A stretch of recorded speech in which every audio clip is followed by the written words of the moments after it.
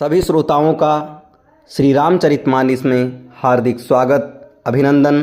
श्री रामचरितमानस के बालकांड के दोहा नंबर 44 में आज आप सभी लोगों का अभिनंदन।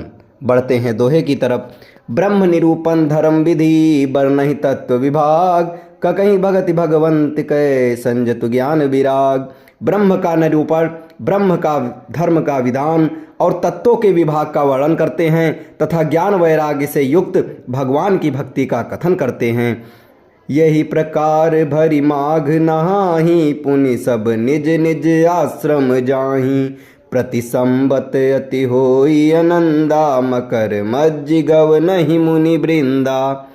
इसी प्रकार माघ के महीने भर स्नान करते हैं और फिर सब अपने अपने आश्रमों को चले जाते हैं। हर साल वहाँ इसी तरह बड़ा आनंद होता है। मकर में स्नान करके मुनिगढ़ चले जाते हैं। यही बार भरी मकर नहाए, सब मुनीस आश्रम सिधाए।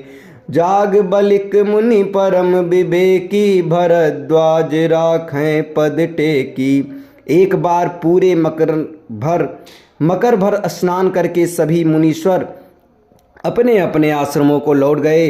परम ज्ञानी याज्ञवल्क्य मुनि को चरण पकड़कर भरद्वाज जी ने रख लिया।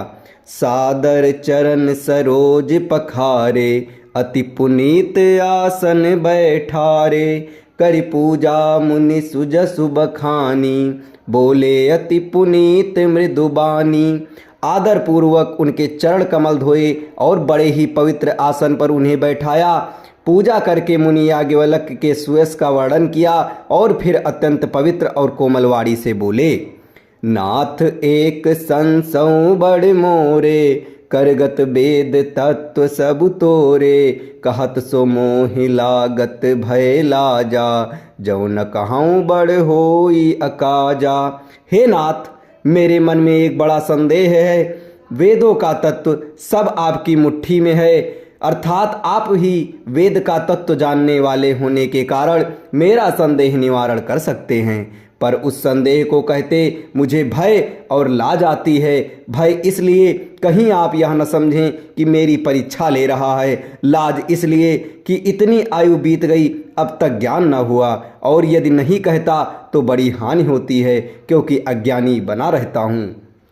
संत कहाई असी नीति प्रभु, श्रुति पुराण मुनि गाओ। होई न बिमल विवेक उर, गुर न सन किए दुराओ। हे प्रभु, संत लोग ऐसी नीति कहते हैं और वेद पुराण तथा मुनिजन भी यही बतलाते हैं कि गुरु के साथ छिपाव करने से